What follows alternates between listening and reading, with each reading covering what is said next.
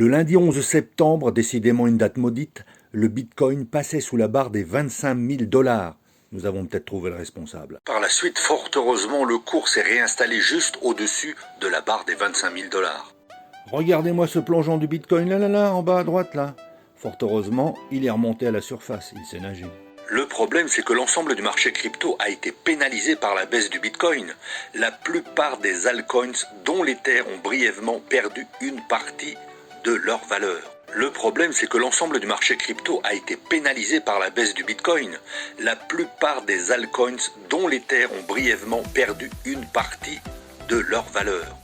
Reconnaissez-vous ce logo maudit entre tous ? Ce serait peut-être lui le responsable de la baisse du Bitcoin. En effet, suite à sa faillite en 2022, dans le cadre de la procédure de restructuration initiée par les tribunaux américains, FTX cherche à en obtenir une approbation pour vendre 3,4 milliards de dollars de crypto-monnaies. Le but est bien de rembourser les investisseurs qui ont perdu leurs fonds avec la faillite et l'écroulement de FTX, et qu'ils se baignent à nouveau dans des baignoires remplis de dollars. Ou d'euros pour l'Europe.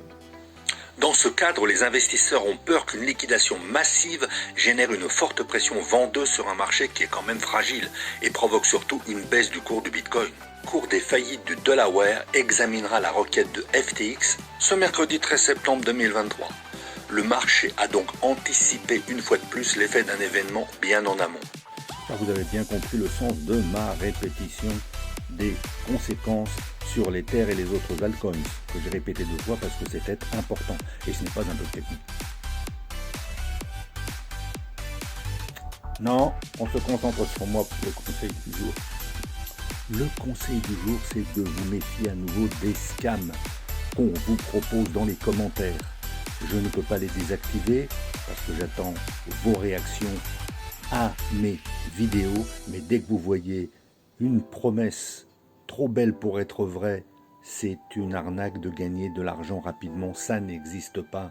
Les seuls moyens de gagner de l'argent avec les cryptos, je le répète, les 2 piliers fondamentaux sont la recherche, l'analyse fondamentale et l'information. Moi, je vous donne les infos, je vous laisse l'autre partie pour prendre vos décisions.